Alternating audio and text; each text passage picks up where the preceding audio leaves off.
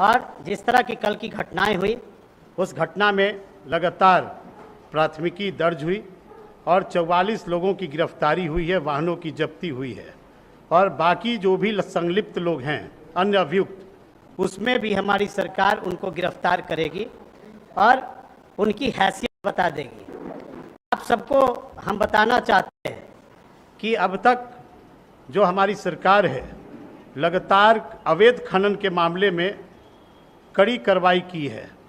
जो लोग इस तस्करी में शामिल रहे, लगभग 4,435 मुकदमे दर्ज हुए हैं। 2,439 बालू माफियों की गिरफ्तारी हुई है और 20,340 वाहनों की जब्ती सरकार ने की है। और सबसे महत्वपूर्ण बात है कि 7-8 महीने के अंदर हमारी सरकार ने जो अवैध बालू के कारोबार करते थे, जो माफिया थे, उनसे 299 करोड़ रुपया की हमारी सरकार ने वसूली की है। लेकिन विपक्ष के लोग लगातार यह आरोप सरकार के ऊपर लगाते हैं, जंगल राज की बात करते हैं। मैं आप लोगों को बताना चाहता हूं, बीजेपी अपने पार्टियों में अपराधियों का प्रश्रय देती है और इसका उदाहरण भी है आपके सामने में। जब एनडीए की सरकार थी और तत्कालीन जो मंत्री थे जनक राम जी, वह राजस्व विभाग के ही मंत्री थे और आपने देखा होगा कि उन्होंने वैसे अपने ओएसडी को रखा जो शुरू से दगदार थे, भ्रष्टाचार में संलिप्त थे। पार्लियामेंट में फर्जी पास बनाने के मामले में दिल्ली का क्राइम ब्रांच ने उनको गिरफ्तार किया था और गिरफ्तार करके जेल के सलाखों में उनको भेजा गया। जब वह राजस्व मंत्री के रूप में, जब वह खनन मंत्री के रूप में थे जनक राम जी, उन्होंने अपने ओएसडी के रूप में मृत्युंजय कुमार को उन्होंने रखा और मृत्युंजय कुमार के खिलाफ स्पेशल विजिलेंस इकाई ने उनके यहाँ छापामारी की और उनके जो भाई थे धनंजय कुमार, उनके यहाँ भी छापामारी हुई पटना, कटिहार, अररिया में और लाखों की संपत्ति मिली। और जो धनंजय कुमार की सहपाठी थी प्रेमिका उनके घर भी छापामारी करके और लाखों रुपया स्पेशल विजिलेंस इकाई ने उनका छापामारी कर गिरफ्तारी की कार्रवाई करने का काम किया। हाल के दिनों में आपने देखा कि गया में शिक्षक निर्वाचन क्षेत्र में किसको उम्मीदवार बनाया गया? जीवन लाल जी को, जो अवैध खनन के मामले में उनके ऊपर इनकम टैक्स और ईडी का रेड हुआ था और भाजपा ने उनको उम्मीदवार बनाकर, जो बालू माफिया हैं उनको उम्मीदवार बनाकर वैसे लोगों को भारतीय जनता पार्टी ने स्वागत करने का काम किया है। और यह मेरी मान्यता है, भाजपा हमेशा अपराधियों और भ्रष्टाचारियों को संरक्षण देती रही है। हम लोग इन जो भी बालू माफिया हैं, हमारी सरकार इन माफियों के खिलाफ सदैव कार्रवाई करती रही है और यही कारण है कि इतने मात्रा में वाहनों भी हम लोगों ने जब्त किया है। त्वरित रूप से जो बालू माफिया तस्कर संलिप्त रहे, हजारों की संख्या में हमने गिरफ्तारी की है और हमने जो भी बालू माफिया जो सरकार के राजस्व को चोरी करने का काम किया, उनसे हमने कर भी वसूली करने का काम किया है। इसलिए जनता दल यूनाइटेड स्पष्ट है, कभी भी हम भ्रष्टाचार से समझौता नहीं कर सकते हैं। कोई भी क्राइम करे उससे कोई कंप्रोमाइज नहीं, उनको हम दंडित करेंगे और कल के मामले में और त्वरित कार्रवाई सरकार करेगी और माफियों का कमर तोड़ देगी। बहुत बहुत धन्यवाद। अब हम राहुल जी से आग्रह करते हैं कि वो अपनी बात करें।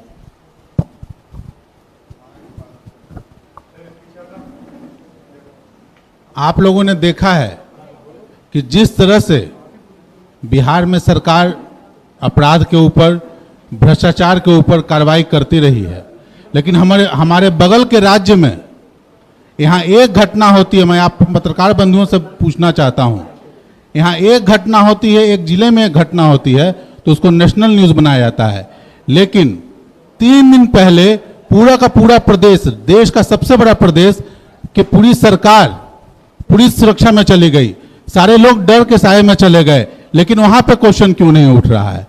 आपको देखना होगा कि बिहार में सरकार जो काम करती है वो अपराधियों पर कार्रवाई करती है, लेकिन बगल में जो सरकार है वो अपराधियों को संरक्षण देती है। इससे मंशा साफ जाहिर होता है कि आप लोग को ये देखना होगा कि सरकार की मंशा जो है अपराधियों को वहां उत्तर प्रदेश में संरक्षित करने की है। हमारे यहाँ अपराधियों पे हम कार्रवाई करते हैं, हमारे यहाँ पुलिस सशक्त है और पुलिस सशक्त होकर कार्रवाई करती है। आपने देखा जिस तरह 3 अपराधियों ने गोली चलाया, 2 लोगों को मारा, 2 अपराधियों को मारा, जिस समय वो आप गोली चला रहे थे आप पत्रकार बंधुओं को भी गोली चल लग सकती थी। आपको ये देखना होगा कि किस तरीके से वहां काम होता है, लेकिन ये चर्चा का विषय नहीं बनता है। लेकिन हमारी सरकार काम कर रही है, इसलिए हम लोगों की जिम्मेदारी थी कि हम आपके सामने बात को रखें और बताएं कि खनन माफियाओं पे किस तरह से सरकार सतर्क होकर काम कर रही है और आगे भी करती रहेगी। और उसी का परिणाम है कि आज कल के कार्रवाई पे आज तत्काल उस समय 44 लोगों को गिरफ्तार किया गया और राजस्व वसूली भी की जा रही है।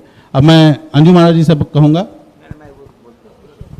चलिए अब हमारे बहुत महत्वपूर्ण और जज्बाजी प्रवक्ता अभिषेक झा जी से रिक्वेस्ट करेंगे कि वो भी अपनी बात करें। हाँ जी, एक महत्वपूर्ण विषय है जिस पर आप लोगों का ध्यान आकर्षित करना आवश्यक है। भाजपा के नेता हैं, अब तो नाम एकदम खुलकर लिया जा सकता है, जीवन कुमार, जिनको भारतीय जनता पार्टी ने अपनी तरफ से गया शिक्षक निर्वाचन क्षेत्र से उम्मीदवार भी बनाया था और जीते भी। चुनाव से पहले उनके यहाँ इनकम टैक्स की रेड पड़ी थी और हर कोई जानता है कि बालू खनन में वो लिप्त हैं और उनके ऊपर जो अलग अलग धाराएं हैं उसका भी मैं जिक्र कर दूं आप लोगों के सामने। 172, 174, 186, 187, 188 एवं 120 ठ के तहत केस दर्ज है। तो जिन लोगों पर इस तरह के आरोप लगे हैं उनको भारतीय जनता पार्टी के लोग खुले दिल से स्वागत करते हैं, अपनी तरफ से प्रत्याशी बनाते हैं और शिक्षकों का प्रतिनिधित्व करने के लिए चुनते हैं, जो दर्शाता है कि भारतीय जनता पार्टी की नीयत इन मामलों में क्या है। ऐसा लगता है जैसे भाजपा के लोग एक स्वघोषित वॉशिंग मशीन है, उनके यहाँ जो कोई जाएंगे अगर उन पर भ्रष्टाचार के आरोप हैं तो वो लोग एकदम धुल कर निकल जाएंगे, सारे दाग मिट जाएंगे। तो भाजपा की यह नीति दिखाती है कि लाख अभी चिल्ला रहे हैं, लेकिन कहीं ना कहीं बालू खनन के व्यापार में अवैध तरीके से जुड़े जो माफिया हैं उनका ताल्लुक इनकी पार्टी से है और उसका प्रकटीकरण इस माध्यम से है। मैं आग्रह करूंगा, हमारी पार्टी के साथी प्रवक्ता हैं सुनील कुमार जी, आगे और मार्गदर्शन करेंगे। डॉक्टर सुनील कुमार जी। धन्यवाद अभिषेक जी। देखिए, ऐसा है कि नीतीश सरकार इस बात के लिए जानी जाती है कि भ्रष्टाचारियों और माफियाओं के खिलाफ जीरो टॉलरेंस की नीति है। इस क्रम में हमने कितने क्रैकडाउन किए हैं। और अगर बालू माफिया की बात करें तो बालू माफिया और खनन माफिया पे हमारा कॉन्टिन्यूअस क्रैकडाउन चल रहा है और दोषी किसी भी पार्टी से संबद्ध रहा हो, किसी भी दल से हो, किसी का पिता पुत्र या पति हो, हमने भेदभाव नहीं मेंटेन किया है, हमने नहीं किया है और दंडित किया है। अपने बड़े अफसरों को दंडित किया है, अपने जब गठबंधन में थे तो मंत्री के ओएसडी को दंडित किया है। तो इसमें भी ये बड़ा ही गंभीर अपराध है कि एक महिला खनन पदाधिकारी के साथ जो बालू माफियाओं ने किया है, सरकार उसे चुनौती के रूप में ली है। 44 गिरफ्तारियां हुई हैं, लेकिन उसके तार जहां जुड़े हों, इस तार को वहां जुड़े हो, ये दोषी अगर पाताल में भी छुप जाएंगे तो ढूंढ के निकालेंगे। और हम लोग आपको आश्वस्त करते हैं कि जो महिला खनन अधिकारी के साथ हुआ है वो उसके दोषियों को ऐसा दंड देंगे कि इसका डिटेंट पनिशमेंट कि आगे उसे सीख मिलेगा, आगे किसी और अधिकारियों के साथ ऐसा करने की वो लोग हिम्मत नहीं कर सकेगा। धन्यवाद। चलिए अंत में हमारे प्रवक्ता हेमराज राम जी बोलेंगे। हेमराज। भारतीय जनता पार्टी जिसके बारे में प्रचलित है कि वो जुमलेबाज पार्टी है, हमेशा झूठे प्रचार प्रसार के सहारे सत्ता में आने का काम किया। सत्ता में आने के बाद जिस वोट के दम पर वो सत्ता में गई, वैसे लोगों का ज़्यादातर जो है उन्होंने नुकसान करने का काम किया। भारतीय जनता पार्टी ने सबसे ज़्यादा नुकसान, जो कहते हैं कि हम अति पिछड़ा के हैं, सबसे ज़्यादा नुकसान उन्होंने अति पिछड़ी जातियों का किया। उन समाज के बच्चे जो 1 क्लास से लेकर 8वीं क्लास तक पढ़ते थे, उनका छात्रवृत्ति दिया जाता था, उस छात्रवृत्ति को भाजपा ने बंद कर दिया। अनुसूचित जातियों के लोगों का भी इन्होंने कम नुकसान नहीं किया। बराबर आरक्षण पर हमला करने का काम किया। संविधान को बदलने का धमकी, संविधान को बदलने का डर पैदा, दहशत पैदा करने का काम किया। और सबसे बड़ी बात यह है कि अभी हाल के दिनों में जो बाबू जगजीवन राम छात्रावास योजना थी, उस योजना को इन्होंने बंद कर दिया। तो इस तरह से कई योजनाएं हैं जिन्होंने, जो यहाँ के जनता को, उनके बच्चों को जो लाभ मिल रहा था उसको सीधे उन्होंने बंद किया। अभी एक सबसे महत्वपूर्ण बात यह है कि अनुसूचित जाति अत्याचार के मामलों में अनुसूचित जाति जनजाति अत्याचार निवारण अधिनियम के तहत जो पीड़ित पक्ष होते हैं उन्हें मुआवजा देने का प्रावधान है, और उस मुआवजे देने के पीछे राज्य सरकार का और केंद्र सरकार का पैसा उसमें जाता है। लेकिन सबसे बड़ी बात मैं आपको बता दूं कि इधर 1 साल के अंदर भारतीय जनता पार्टी ने, जो केंद्र में उसकी सरकार है, उन्होंने अनुसूचित जाति जनजाति अत्याचार निवारण अधिनियम के तहत जो मुआवजा दिए जाते हैं उस पैसा को अभी तक रोक के रखी है, जिसके कारण बिहार के अंदर जो अत्याचार के मामले हैं वो पीड़ित पक्ष को मुआवजा देने में कठिनाई हो रही है। चलिए, बहुत बहुत धन्यवाद, आप लोगों से मिलकर बहुत अच्छा लगा। और आप लोग भाई सब लोगों को कम से कम कुछ तो दीजिए। आज जल्दीबाजी में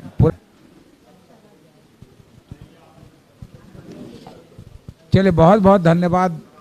हाँ बोलिए।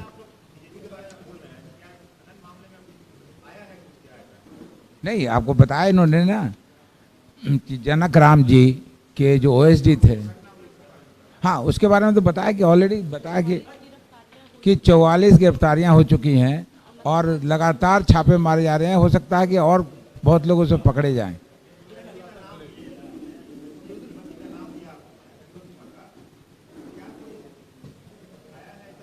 हाँ देखिए, प्रमाण तो हम आपको दे रहे हैं। बताया था इन्होंने कि एक केस में कई धारा लगा के उनको किया गया, उसके बाद जमानत मिला, और बीजेपी ने कहा कि वो सब गलत है, जबकि उस वक्त उस गवर्नमेंट में थे वो, और तब क्या कहते हैं उन्होंने उसको टिकट दिया। यानी वो लोग प्रश्रय देते हैं जितने भी करप्ट लोग हैं उन लोगों का। हम लोग का ये कहना है।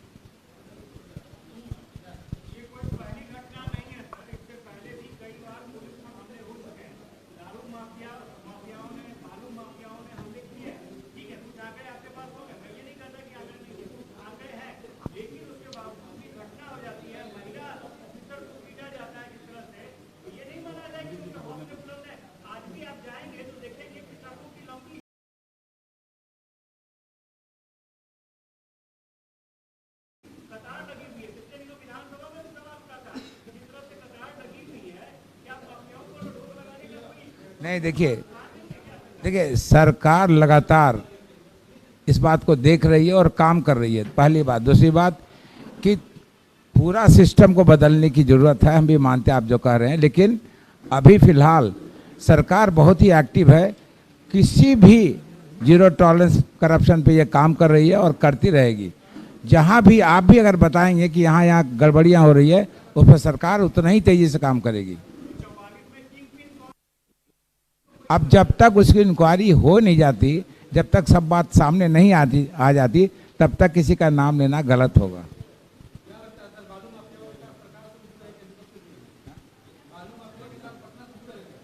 आपको क्या बताया कि अभी अनुसंधान में है, इंक्वायरी हो रही है। इंक्वायरी होने के बाद ये पूरी बात सबको पता लग जाएगा। हम लोग भी इंटरेस्टेड हैं कि जल्दी से जल्दी इस पर कार्रवाई हो, क्योंकि ये हमारे पटना के बगल का केस है, इसमें तो होना ही है जल्दी जल्दी इंक्वायरी। लेकिन तत्परता की बात ये लोग बता रहे हैं, तत्परता के बारे में कितना तत्पर है सरकार, कितना फास्ट एक्शन की कि अभी हमारे 2 महिलाओं को उन्होंने तंग किया, तुरंत पुलिस गई और 44 लोगों को गिरफ्तार कर लिया। जितनी गाड़ियां थी सारी गिरफ्तार हो गई हैं। ये लगातार छापे मारे जा रहे हैं, और यही नहीं है, कई लोग और गिरफ्तार हो गए। हो सकता है किन-पिन जो भी जल्दी गिरफ्तार हो जाए, क्योंकि ये जो ड्राइवर और खलासी कोई किन-पिन नहीं हो सकते।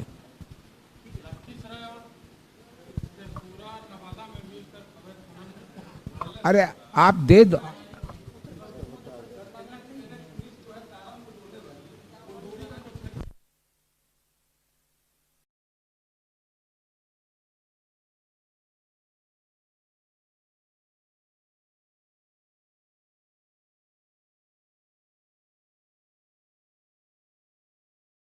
तक 1.5 वर्षों में 4,435 प्राथमिकी दर्ज हुई है इन माफियाओं के खिलाफ में और 2,439 गिरफ्तारी भी हुई है। 20,340 वाहनों की जब्ती की गई है और 299 करोड़ रुपया की वसूली की गई है और सरकार लगातार कार्रवाई कर रही है। कल के बिहटा के मामले में भी हमारी सरकार ने त्वरित रूप से प्राथमिकी दर्ज करके 44 अभियुक्तों को गिरफ्तारी किया है, वाहनों की जब्ती की